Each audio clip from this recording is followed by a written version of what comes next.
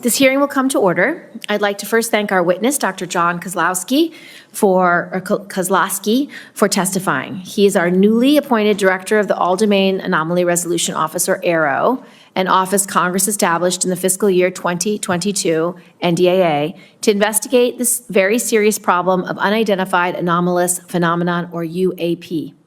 Dr. Kosloski comes to AARO from the Research Directorate of the National Security Agency, where he worked in areas of optics research and crypto mathematics.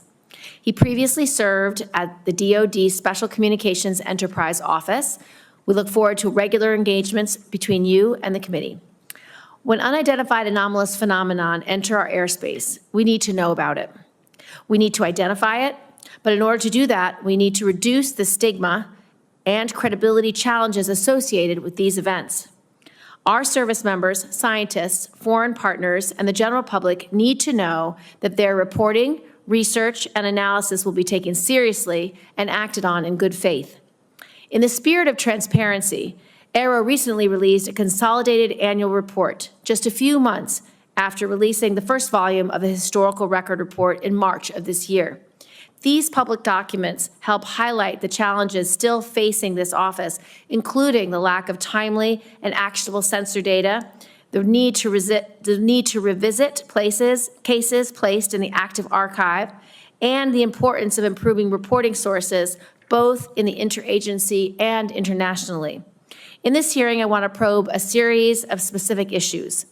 First, as incidents at Langley and elsewhere have demonstrated, unmanned aerial systems, or UAS, continue to pose significant threats to our national security. In addition to safety of flight issues these UAS create for our own pilots and aircrew, the UAS present clear and undeniable counterintelligence concerns around some of the most sensitive airspace.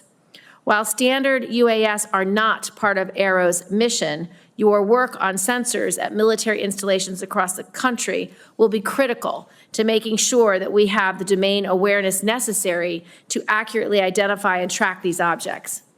I expect your office to also pay close attention to any anomalous characteristics that these systems could present in the future. Second, I look forward to your presentation of 3 case studies demonstrating cases that AARO has resolved, including the Go Fast, which is one of the most prominent UAP cases.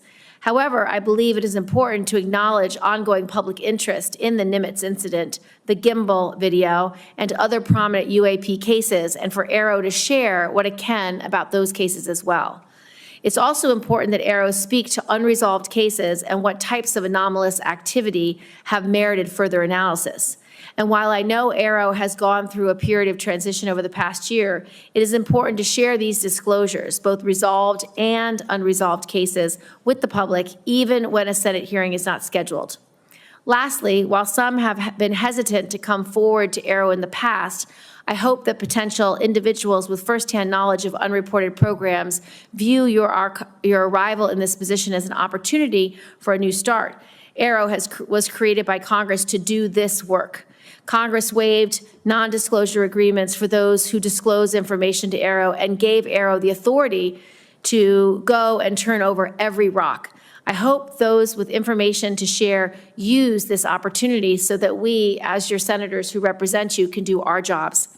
I look forward to hearing more on these issues from Dr. Kosloski and for members to start a dialogue on this important topic. With that, I would like to turn to Senator Ernst for her opening statement. Thank you, Madam Chair, and thank you, Dr. Kosloski.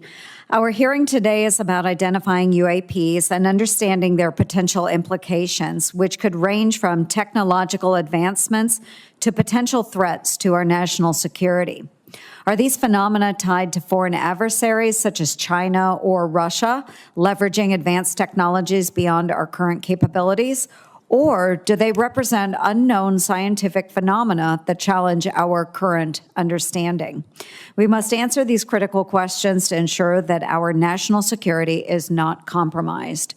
It is vital that all agencies work in tandem to aggregate data, identify patterns, and develop robust analytical frameworks.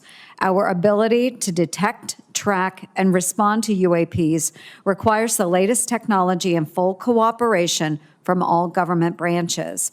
Thanks very much, Dr. Kosloski, for your attention to this matter, and I look forward to the valuable insights that you and AARO can provide to our committee, and I yield back. Thank you. Dr. Kosloski, please make your opening statement. Thank you, Chairwoman Gillibrand, Ranking Member Ernst, and distinguished members of the subcommittee. It is a pleasure to be here on behalf of the Department of Defense as the new director of the All-Domain Anomaly Resolution Office. I appreciate the opportunity to provide a status update on AARO's work and respond to your questions about unidentified anomalous phenomenon, or UAP. On behalf of the department and the entire AARO team, I want to say how grateful we are to Congress for its continued support. Unidentified objects in any domain pose potential threats to U.S. safety and security. Reports of UAP activity, particularly near national security sites, must be treated seriously and investigated with scientific rigor by the U.S. government. By way of introduction, I'm Jon Kozlowski. I'm a researcher at my core with an academic background in mathematics, physics, and engineering. I've spent most of my career at the National Security Agency, leading advanced research in the areas of optics, computing, and cryptomathematics. By nature, I am drawn to tough scientific problems, which is what brought me to AARO and the UAP mission. Since I arrived at AARO in August, I've been impressed by the breadth and depth of my team's experience and the framework they've established to rigorously analyze UAP reports. AARO has taken meaningful steps to improve data collection and retention, bolster sensor development, effectively triage UAP reports, and reduce the stigma of reporting UAP events. Last year, AARO worked with the DoD's Joint Staff to issue guidance to defense personnel worldwide on how to report UAP observations and is working with the military services regarding implementation. AARO has also launched a public website that features UAP imagery, case resolutions, material analysis, archival records, and more. These are only a few examples of AARO's recent progress, and we're just getting started. To date, AARO has over 1,600 UAP reports in its holdings from across the U.S. government. I'll share a slide in just a few minutes with updated UAP analytic trends. You'll see that many reports resolve the commonplace objects like birds, balloons, and unmanned systems, while others lack sufficient data for comprehensive analysis. Although only a small percentage of reports received by AARO are potentially anomalous, these are the cases that require significant time, resources, and a focused scientific inquiry by AARO and its network of partners. It is important to underscore that, to date, AARO has not discovered any verifiable evidence of extraterrestrial beings, activity, or technology. To accomplish AARO's national security mission, I have set 3 priorities for the office: building strong partnerships, promoting transparency, and scaling up the work of the office. AARO cannot do its work alone. Building partnerships across government, academia, industry, and with the public is essential to the success of the office. Strong cooperation with the military services is particularly important. We rely on their support to implement our reporting guidance and to amplify the message that there should be zero stigma associated with UAP reporting. We also rely on partnerships with the national labs, the Office of the Director of National Intelligence, FBI, Department of Homeland Security, NASA, all of which play a role in the whole of government effort to address UAP. Recognizing the talent and expertise that reside outside of the government, AARO will continue to explore new ways to partner with the academic and scientific communities to investigate its most complex UAP cases. A related priority for AARO is transparency. Our ability to collaborate with key partners, including the scientific community and the public, relies on information sharing, to include downgrading and declassifying UAP-related information. In some cases, it may be unclear to the public why the DoD classified a piece of information in the first place. Why are photos of seemingly benign objects such as balloons classified? It's often the case that an object or phenomenon isn't itself a security concern, but the location, source, or method used to capture it is still sensitive. Many cases are difficult to quickly release to the public, but are reported to the appropriate committees in Congress that are authorized by law or House and Senate leadership to receive the information. It is important to note that AARO does not unilaterally declassify information. Instead, we work with the originator of a classified record to ensure that declassifying that record does not inadvertently harm national security. This can take time. Nonetheless, the department is committed to declassifying and publicly sharing more information on UAP while protecting sensitive sources and methods. I'll be sharing some newly declassified imagery in just a few minutes. AARO is also working closely with the National Archives and Records Administration to make UAP-related documents publicly available in a digitized collection. Meanwhile, AARO continues to review the U.S. historical record relating to UAP. We welcome any former or current government, civilian, contractor, or military service member with relevant information to reach out to us at www.aaro.mil. My final priority is scaling up AARO's work to match its mission. AARO needs to bolster the quantity, quality, and diversity of data that it acquires and examines. This means tapping into existing data sources within the interagency while deploying AARO's own organic sensor capabilities. To the extent that UAP results from the domain awareness gaps, more and better data will help us fill those gaps and help us understand what is being encountered. In closing, AARO is committed to the highest standards of scientific integrity. We will not foreclose on any explanation for UAP prematurely. We will continue to follow the science and data wherever they lead. We will continue to have an open and frank dialogue with Congress in settings like these and in classified briefings. We will continue to keep you fully and currently informed of all UAP information, active or historical. And finally, we will share as much information as possible at the unclassified level to inform the public of AARO's activities and its findings. For now, I'd like to turn to a brief presentation of UAP trends and cases, and then I'd be happy to take questions.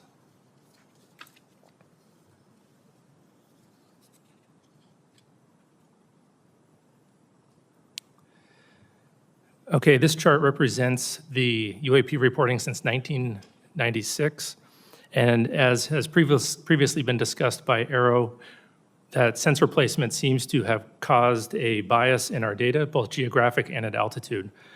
And we're working to resolve that bias in 2025 or reduce that bias through broader engagements with the DoD as well as the IC and the rest of the government, also by incorporating broader sensors into our data and through a public reporting mechanism that we hope to have live in mid-2025.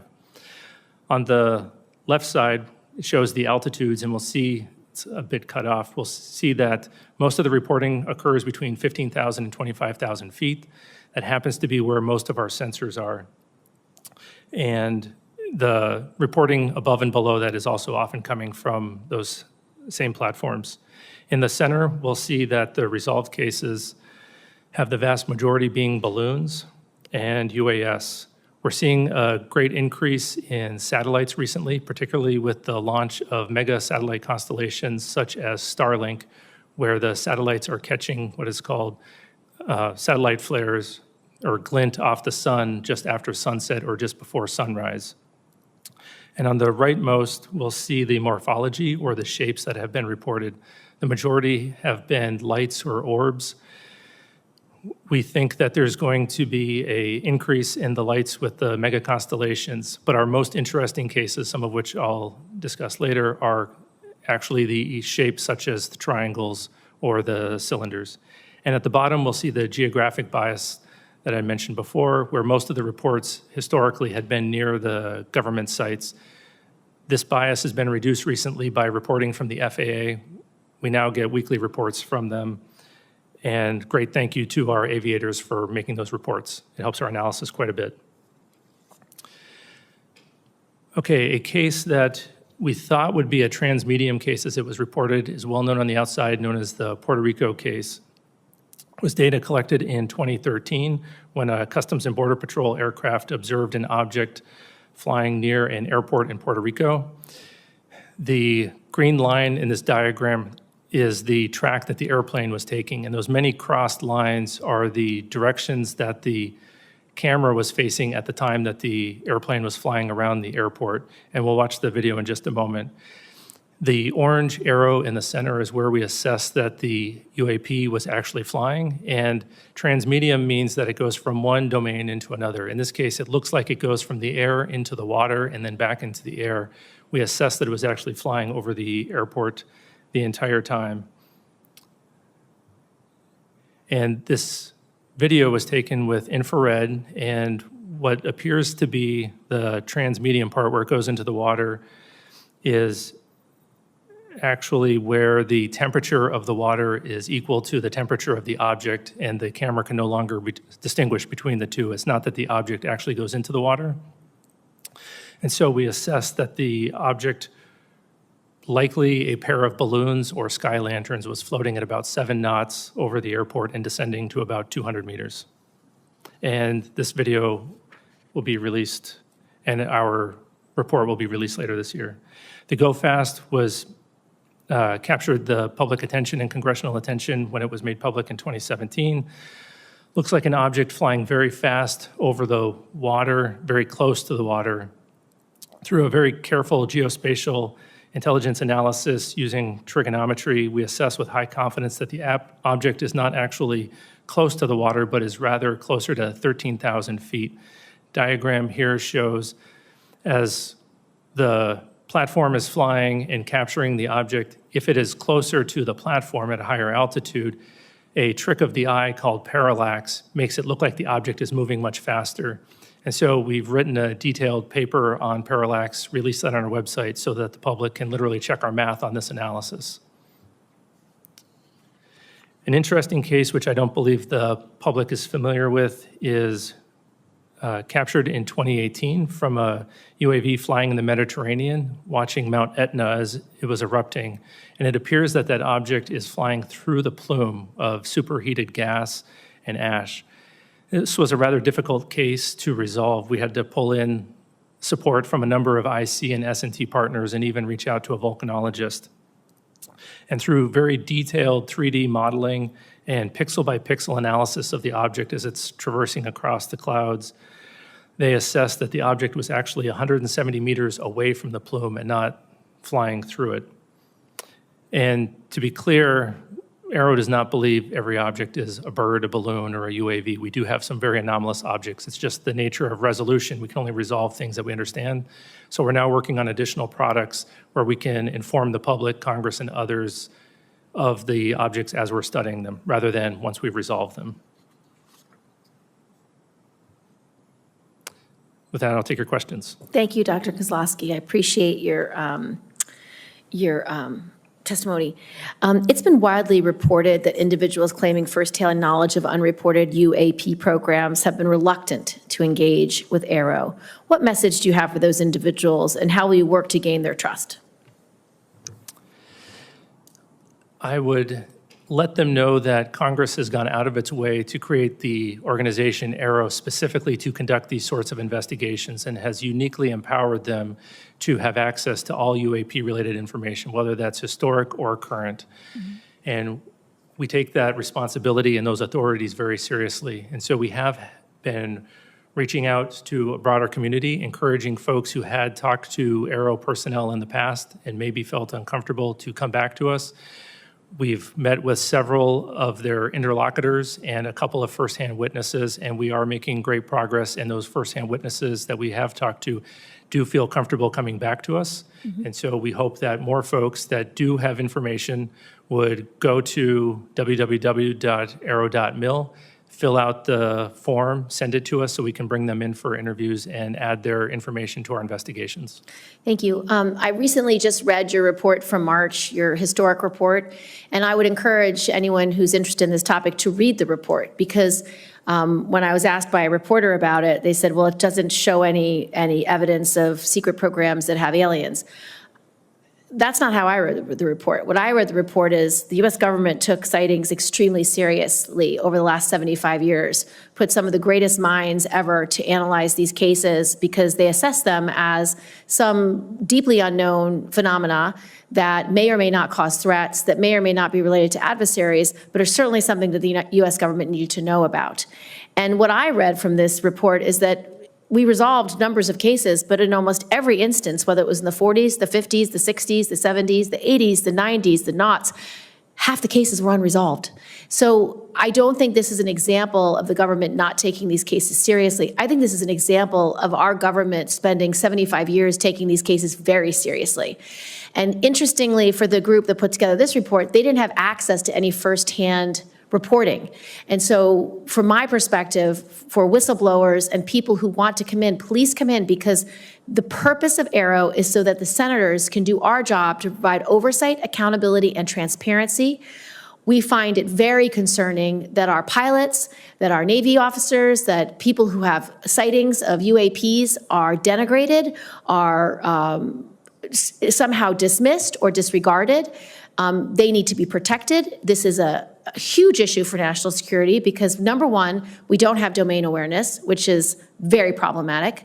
Number two, we don't have domain superiority if we don't understand how different UAPs are flying, what technology they're using, what their mission is, what their purpose is. And at the base level, we have so many UAPs around our bases, around our military sites, around our nuclear sites, that it's deeply disturbing that adversaries at a minimum could be using these opportunities to spy, to glean intelligence that will harm our long-term national security. So I'm grateful that you're taking the whistleblowers very seriously. I'm grateful that AARO is trying its best to integrate the private sector, the public, into their work. Interestingly, in this hearing, we heard that the FAA is now working hand in glove, which is very helpful. We want this public-facing accessibility to be put in place by 2025 so that people can upload their videos, their data, their reports. I've met with people who have followed this issue for decades, and they have thousands of examples, thousands of pieces of data that ultimately I want uploaded into AARO so you can cross-reference historic information with current information, because this group at AARO are the best scientists that we can find anywhere, and they will do the work that's needed to be done. So I just want to thank you for that. And then with my last 42 seconds, can you tell us about any of the cases that merit further analysis by your IC and science and technology partners? What is it that makes these cases anomalous? And a large number of reports are placed in the active archive because AARO does not have enough information. What might prompt you to reopen a case like that, and do you have any examples? Sure, I'll start with the active archive case. So that is just the place where we put cases where we don't have enough scientific information to resolve them at that time, but we're always looking for opportunities to correlate them to new cases that come in, as the new cases come in, as well as enrich those cases with additional data. We do have one example that I'm aware of where we were able to correlate a number of observations of interesting lights in the sky, and eventually we concluded that it was multiple people observing Starlink flares, just as an example. 3 cases that merit analysis that we're working on right now. One we might be in the process of resolving, but nonetheless is still interesting. The first one was brought to us by a law enforcement officer out west, where he observed a large orange orb floating several hundred feet above the ground a couple miles away. He went to investigate what was going on with that orb. And as he was pulling up to the location where he thought would be below the orb, about 40 to 60 meters away from some object the area was well lit, he saw a blacker than black object. He said it was about the size of a Prius, 4 to 6 feet wide. And as he got 40 to 60 meters away from the object, it tilted up about 45 degrees, and then it shot up vertically. He says 10 to 100 times faster than any drone he's ever seen before. And it did that without making a sound, as far as he could tell from inside of his vehicle. And just as it left his field of view through his windshield, then it emitted very bright red and blue lights that illuminated the inside of his vehicle as brightly as if someone had set off fireworks just outside his vehicle or street flares. So that's anomalous because of the size of the vehicle with the great acceleration, and when he came back to investigate that area, he found no disturbance of the ground beneath it. So that's one interesting one. Another one comes to us from Southeast US. There was a US facility where 2 cars of government contractors were leaving the facility around 9 o'clock in the morning. They looked up in the sky and saw a large metallic cylinder about the size of a commercial airplane, and it was stationary.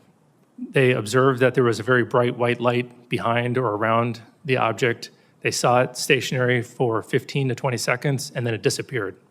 Obviously, an object that large, stationary, unless it's a blimp, is unusual, but then disappearing, we can't explain how that would happen. And then the last case was interesting. We had a aircraft that was flying parallel to another aircraft, and it was capturing imagery of it, and a small-looking object appeared to fly between the 2 of them much faster than them. Through very careful analysis, we think that the object might have actually been further away than the object that it was videotaping. but it requires very careful analysis to come to those conclusions, and we don't have the metadata to support that yet. Senator Ernst. Yes, thank you, Madam Chair. And Dr. Kosloski, you mentioned that you do work with the intelligence community.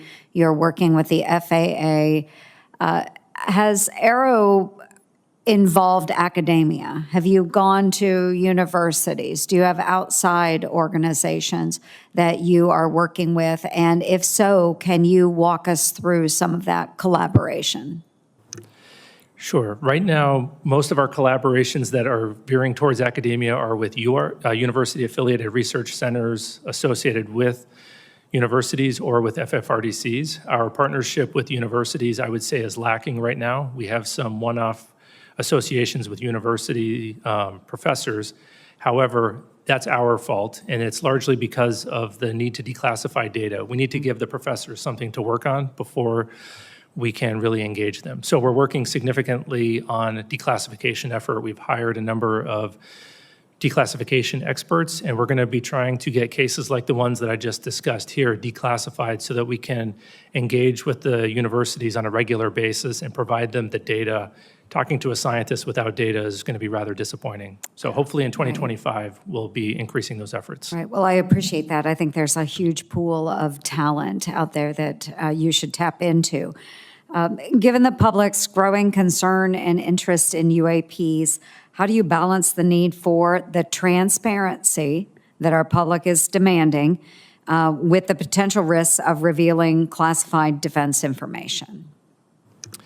Yeah, that's always a concern that's on the front of our minds. We want to make sure that we're deconflicting both on potential U.S. programs and what the IC might be tracking for adversarial programs as we're aggregating that information and preparing to share it. However, oftentimes we can remove the discussion of the unidentified and anomalous activity from the sensitive information that our partners are concerned with. And that's usually going to be the platforms that the information was collected with if it is truly anomalous. And so we have our partners working alongside in the declassification of that data. Very good. And then without having to explain the UAP, what do we need to begin really doing about them? What precautions can we take? What should we be doing about them? I think that removing the stigma, reducing the stigma is the first step. We need to make sure that we're having honest and transparent conversations about them, because if we're hesitant to discuss them, then it opens the opportunity for an adversary, as you had mentioned earlier, Senator Gillibrand, to come in and conduct some activity. So we need to do that, and we need to have more persistent monitoring and understand that whether it is a UAP or a counter-UAS issue, that we need to have that complete domain awareness around our national security facilities. Wonderful. Thank you. Thank you, Madam Chair. Just a couple of follow-up questions. We didn't discuss in this setting the most recent UAP or UAS encounter with bases like Langley. I know that the incursion by UASs that were publicly made available through the press that took over 2 weeks was fairly alarming to senators because there was a question about what technology they were using. There was a question about why it was so hard to detect. Can you speak to how AARO will be integrated into the review of these kinds of cases and how you can be helpful to both the intelligence community and the Department of Defense in analyzing or being able to more quickly analyze what's knowable and what's not knowable, so that, because once you do identify it as a drone, for example, it then goes to the right department at DOD or the intelligence community to assess, deal with, or take down as the incident might be. But to talk to us a little bit about what role you can play for both the DOD and the IC community in these kinds of incursions that are happening when we don't know what tech is being used and we don't understand a flight pattern or we don't understand how they arrive and depart in the way they do.